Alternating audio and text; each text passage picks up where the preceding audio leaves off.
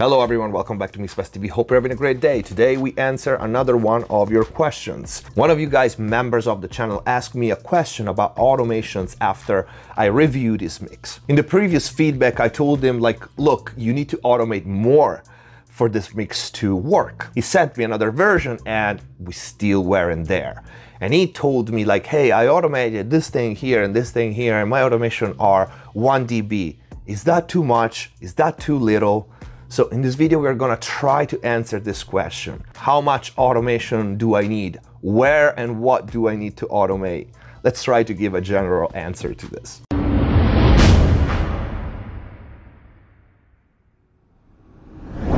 Hello everyone, welcome back to McSolaar TV. Hope you're having a great day. Before we start, please check the info box down below for more mixing courses on Pro Mix Academy, free plugin special discounts and offers. And if you really want to learn how to mix and master professionally, click the join button down here, become a McSolaar TV member, access to your already big and always growing library of full mixing courses, start to finish on many different genres, mastering courses, special videos, and a lot more. And if the videos are helping you, please consider using the super thanks new feature and support the channel. Let's get to the question. So what do you have to automate? How much do you have to automate? Of course, you already know that there's no absolute answer to this question, but I'm gonna kind of repeat what I answer the member because I think it's a matter of concept. When you digest the concept, then at that point, you kind of start to understand when, how, and why. And of course, automation really is what separates the boys from the men, and it's all about taste and experience, and there's no shortcut for that.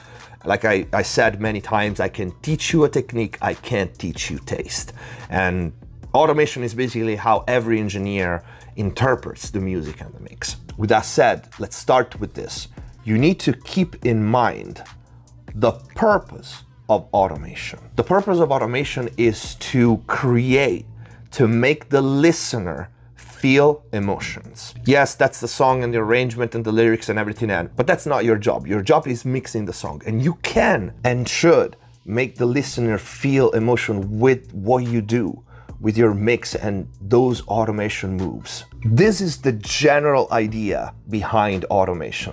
Now we can micromanage every automation. Let's, for example, take a chorus. One of the moments in a song where it's very common to do quite some automation. Your purpose is probably gonna be to have your hook pop, right?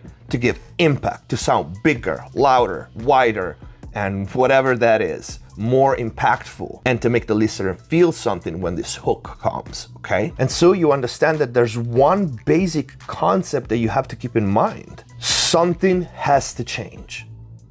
For that hook to pop, something has to change. And the biggest #1 mistake that home mixers and home producers make is they leave that change all to the arrangement. A new sound comes up, a double vocal comes up, whatever that is, an additional guitar or an additional synth comes up.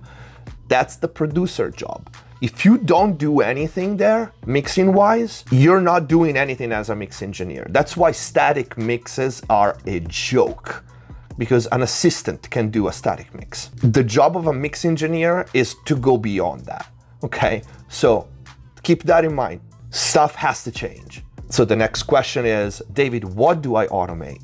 Levels? And the answer is you automate everything you have to make that chorus pop. Of course, I can't give you the answer of what to automate. First of all, because every mix is different and has different elements. But it's not just level. It was maybe only just level, and it wasn't. At the time of completely analog, where the only thing you had was level automation on the console, all right? When you had a console that had automation, or you needed 5 people to move the faders. But nowadays, I feel people don't take advantage enough of DAWs and the benefits of having plugins. You automate anything you need to automate to make that chorus pop. Whether you distort, you add EQ, you subtract EQ, you widen, you narrow, you move faders, you add effects, you change the level of effects, you change the tone of the effects, you change the saturation of the effects, you add or remove sidechain elements. Everything that you can automate, it's a tool, and it's a viable tool for you to make a change that has to capture the listener's attention. And that's the second purpose, other than make the listener feel something, right? Is to capture their attention without being intrusive and without being distracting. So you as a mix engineer can't stomp on the artist and, you know, the song itself because you want to be fancy and you want to show off the effect that you did, that you think it's so cool. Everything has to serve the song.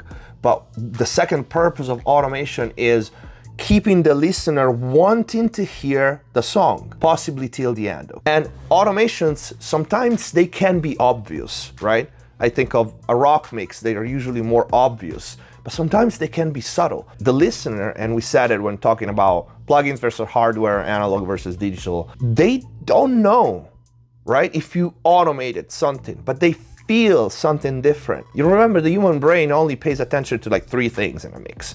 But that doesn't mean that what's in the background doesn't incite and make the listener feel something or doesn't catch their attention, because it does.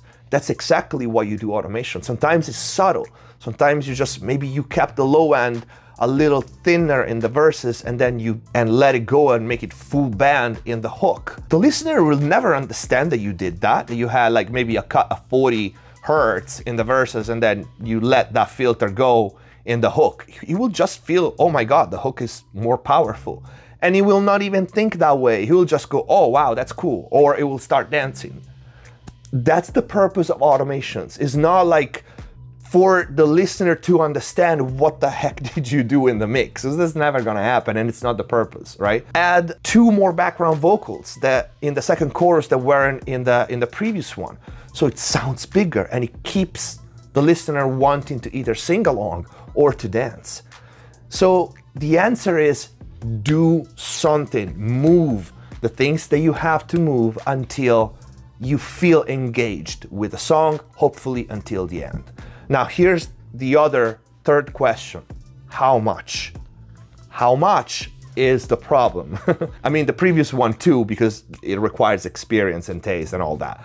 But this one, how much, is also difficult. First of all, because the variables are so many, especially now when you open the Pandora's box that you can automate everything, right? The variables are millions, okay? So how much? The listener doesn't know and doesn't care. The listener is never active in trying to understand how good of a mix engineer you are or a producer you are. They're not active, they don't care. They are passive. They listen to the song and they want to be dragged into it. Dragged into it. They're not helping you. They're not helping you. It's you that have to catch their attention and keep the tension on. So when you do your automation moves, right? Either is 1 dB or 2 dB or 3 dB or a bunch of EQ or saturation automations. To try to gauge if that's enough, you need to detach yourself and stop being a mixing engineer and trying to answer this question. Does this hook pops and capture my attention when I am talking with my friend, not paying attention to the song almost at all, having it in the background, playing from either a shitty Bluetooth speaker or a laptop or an iPhone? Or maybe I am listening to songs but my friend are having a party behind me in the car. Does it still capture my attention? Of course, that's an extreme kind of scenario, but I think you get the point. The listener is not helping you. You, on the other hand, know exactly what automations are there. So you're gonna hear them even if they actually don't make any significant difference. And that's another common mistake. You know what automations are there. It's like one of those videos that until someone points you out, like, hey, did you see that? At that point, you know that it's there and you're gonna see it, but if someone doesn't point that out to you, you maybe never saw that thing. This is the same thing. If you do something like that, if you do an automation and it's barely audible or it's not enough to make a significant difference, the casual listener will never hear it. So you failed at your job. So this is difficult. I understand that's why it's so difficult mixing. But this is the kind of mindset you have to have. Forget the automation that you did and just listen from 6 feet back casual listener that don't care about making you feel better about your mix? Does it still pop? Did you do enough, or did you do the right things to make the casual listener paying attention, or go back to paying attention to the song, or keep listening to the songs? And yeah, I think these are the answer, and this is the video. Of course, with questions like this, there's no numbers, there's no names of plugins or anything that is set in stones. This is 100% experience and taste, but I think giving you the concept and the thought process is gonna help you. Let me know what you think in the comments down below, and if you like the video, don't forget to leave a like. If the videos are helping you, please consider the super thanks, the new feature, and support the channel. Please vote for Bella for the Odyssey contest. She's a #1. Let's win this thing. Thank you for watching. Subscribe if you haven't already. See you next time.